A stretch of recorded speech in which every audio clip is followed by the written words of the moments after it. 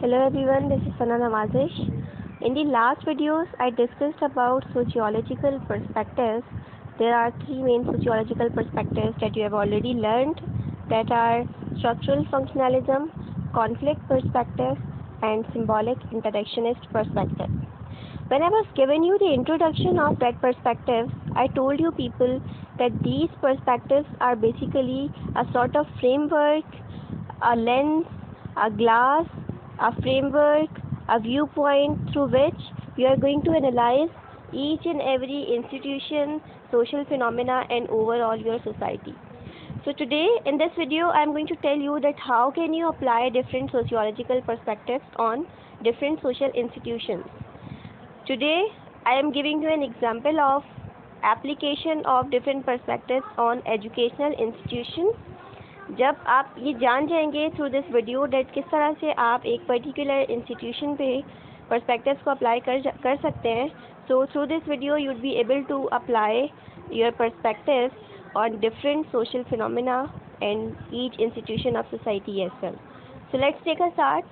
First of all, as I'm going to apply sociological perspectives on educational institutions, so it is a mandatory responsibility of mine to explain education as an institution of society. So as we know that there are five main institutions of society: education, family, economy, government, and religion. So education is one of the important social institutions in a society. How can you define it? It is a social institution. And what is the function of this institution? It is responsible for transmitting knowledge, skills, and cultural values in a formally organized structure. You know that in your educational institutions, either it could be a school, college, university, or any other institution, you know that our education is transmitting different values, knowledge, and skills in a formal structured way. So this is what you call education. Now I'm going to apply each perspective one by one on education institutions. First of all, I would talk about functionalist perspective. Let me repeat, functionalist perspective is a perspective that says that each institution on your society has a particular function in society, and if any of the institutions start dysfunctioning, it would harm your whole society's stability and harmony as a whole. So while applying functionalist perspective on education institution, I would talk about both types of functions, that means manifest and latent functions. So what are the manifest functions of your educational institution? First of all, socialization. The student role, academic subject, and the democratic process. So how do you socialize your children? Socialization means learning process. It carries on throughout your life. You learn new things, first of all, from your family, from your educational institutions, from your media. That is another topic that I'm going to explain in other videos. Socialization, that means learning, is a function of educational institution. Then transmission of culture. Whenever you are going to an educational institution of a particular society, it is going to transmit culture of that particular society in which you are going or you are prevailing. Then social control. When you are going to a formal organization, they teach you people discipline. If you are going to deviate from a positive path, they are going to punish you. So in this way, they teach you people, they perform a function of social control. They are going to control you. They are teaching you social control. Then change and innovation. When you are going to a school, for example, if I talk about American society where students are coming from different cultures, when they gather over there, they belong to different cultures. So they learn new things. They learn how to survive in a multicultural society. They learn innovations, technology. So in this way, your education institutions are promoting change and innovations in a society. Now, let me differentiate between manifest and latent functions. Manifest functions, as you know, are described in planned functions, and latent functions are hidden functions.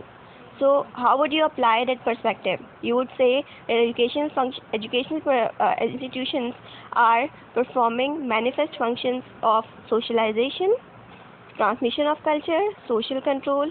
They are giving you a social placement in your society by making you a healthier member of society, a skilled and knowledgeable member of society, and they promote change and innovation in your society. Now, let's talk about latent functions. First of all, educational institutions keep kids off street. बहुत से ऐसे बच्चे जो education institution में ना जाएं तो वो उस फारिग वक्त में क्या करेंगे, गलियों में घूमेंगे, उन पर नेगेटिव इम्पैक्ट्स आएंगे, वो कॉन्शियसली या अनकॉन्शियसली नेगेटिव चीज़ों को अडॉप्ट कर सकते हैं. So at that time education institutions are keeping them off the street. This is a latent function that they do not describe, but that is actually hidden function of education institutions. Then it keeps people away from job market. जैसे आप educational institution से belong नहीं करते तो आपके पास दूसरा chance बचता है that you can do a job. और जॉब मार्केट में इतनी अवेलेबिलिटी नहीं हो सकती कि वो बहुत सारे लोगों को जॉब दे सके. सो कंट्री में अनएम्प्लॉयमेंट का एलिमेंट प्रमोट हो सकता है. So at that time individuals can be engaged in another activity that mean education so that they can be out of the job markets for few years. And the most important function, latent function that educational institutions perform is they establish social networks. Why are your social networks important? For example, I want to avail an opportunity and I cannot approach that opportunity by myself, so I would need social networks. I would need different references. Here I would add another concept that is social mobility, which I am going to describe in upcoming videos. Social mobility में ये होता है that individuals की position में change आना. अब अगर एक इंडिविजुअल अपनी पोजीशन में पॉजिटिव वे में चेंज लाना चाह रहा है, कुछ सीखना चाह रहा है या फिर किसी बड़े सोशल स्टेटस पे पहुंचना चाह रहा है, तो वो डिफरेंट लोगों की हेल्प लेगा.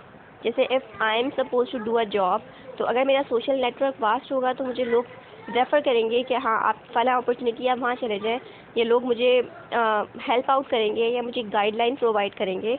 सो आपके सोशल नेटवर्क्स बहुत इंपॉर्टेंट होते हैं और ये नेटवर्क इन्हीं एजुकेशनल इंस्टीट्यूशन से बनते हैं जहाँ पे आपके बहुत सारे फ्रेंड्स बनते हैं जो आगे जाके सोसाइटी के हेल्दियर मेंबर्स बन जाते हैं. And they can help you out as well in maintaining your social positions in a proper way. Now, talking about conflict perspective. Conflict perspective, as you know, that it talks about two classes, struggle for power and resources. So, on applying conflict perspective on educational institution, you come to know that these educational institutions are actually, especially your schools, are actually promoting inequalities that are based on class, race, and gender. How? There is a concept that is used is cultural capital. When students belonging to different social classes are coming into a school, obviously there are different type of students. Some are coming from poverty line classes. Some are coming from middle and some are coming from upper classes.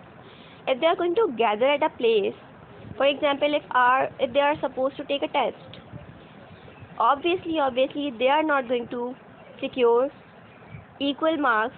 That tests are not going to be fair. Why? Because they initially belong to different social classes and their families have given them different amount of cultural capital.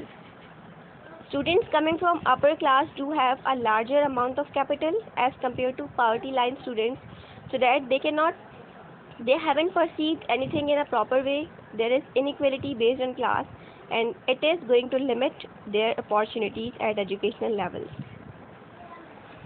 Then if I talk about curriculum, whenever a student is going to a school, उसे बताया जाता है that you are complying to the authorities. In this way actually students को authorities की power की के लिए obedient होना सिखाया जाता है. उनमें पहले से बता दिया जाता है that these are the powers and authorities and you are restricted to comply to them, and if you are not going to conform then you are going to be punished. So एक individual बचपन से ही सीख जाता है कि अगर कोई मुझसे पावर या अथॉरिटी में है तो मुझे एक्सप्लॉइट होना है, मुझे उसे ओबे करना है. और इसका नेगेटिव इफ़ेक्ट ये होता है कि आगे जाके जब इंडस्ट्रीज़ लगती हैं, फैक्ट्रीज लगती हैं, तो वहाँ पे जो छोटे लेवल के लोग होते हैं वो सामने वाले को अथॉरिटी समझ के हमेशा उससे दब कर रहते हैं. So this is how you can apply conflict perspective on educational institution. Now talking about symbolic interactionist perspective.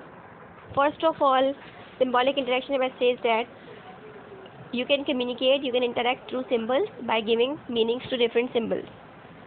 यहाँ पे क्लासरूम इन्वायरमेंट में स्टूडेंट्स पे जो लेबल्स लग जाते हैं वो बहुत मैटर करते हैं. इसीलिए जब टीचर्स को ट्रेनिंग दी जा रही होती है, जिन्हें बताया जाता है you are not going to use harsh words with the students, you should be applying different slow learning strategies.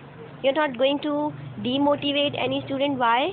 Because if you are going to label a particular student, it means that it is something that is going to be instructed in the minds of that student and he is going to take it as reality. यहाँ पे एक theory की example दूंगी, looking glass theory. ये theory कहती है that एक individual अपने आप को वैसा नहीं समझता जैसा वो है. एक इंडिविजुअल अपने आप को वैसा भी नहीं समझता जैसा लोग उसे समझते हैं, बल्कि एक इंडिविजुअल का सेल्फ कॉन्सेप्ट इस अंदाज में बनता है जब उसे ये लगता है कि लोग मेरे बारे में क्या सोचते हैं. For example, if I think that I am pretty, this is not going to make my self concept. If I think that if people think that I am pretty, this is also not going to make my self concept. But if I think that everyone thinks that I am pretty, it is something that is going to make my self concept. Similar things goes to the students of a classroom that are sitting in the classroom. अगर एक teacher उस पर label लगा देगा that you can do it, वो motivate हो जाएगा. और अगर उस जगह पर स्टूडेंट्स के ऊपर ये लेबल लग जाएगा कि आप ऐसा नहीं कर सकते, तो वो स्टूडेंट हमेशा डीमोटिवेट हो जाएगा और वो आगे जाके चेंजेस नहीं, अपने लाइफ के अंदर चेंजेस लाना भी चाहेगा तो उसे वो वर्ड्स डीमोटिवेट कर देंगे. और यहाँ पे you can recall your self, your memories. हो सकता है आपके स्कूल में, think of your classroom, may be आपकी कोई टीचर है जिसने आपके लिए कोई बहुत अच्छे वर्ड्स यूज़ किए जिसकी वजह से आप मोटिवेट हुए, या हो सकता है आपके लिए एजुकेशनल इंस्टीट्यूशंस में कोई ऐसे वर्ड्स यूज़ किए गए जिसकी वजह से आप demotivate. It was something related to application of different perspectives on educational institution, and likewise you can apply these perspectives on other institutions and social phenomena as well. So think of your examples and try relating yourself and applying perspectives on any phenomena that you want to. You can share your comments, share your examples on the comment section. I will be waiting for your comments. Till then, take care.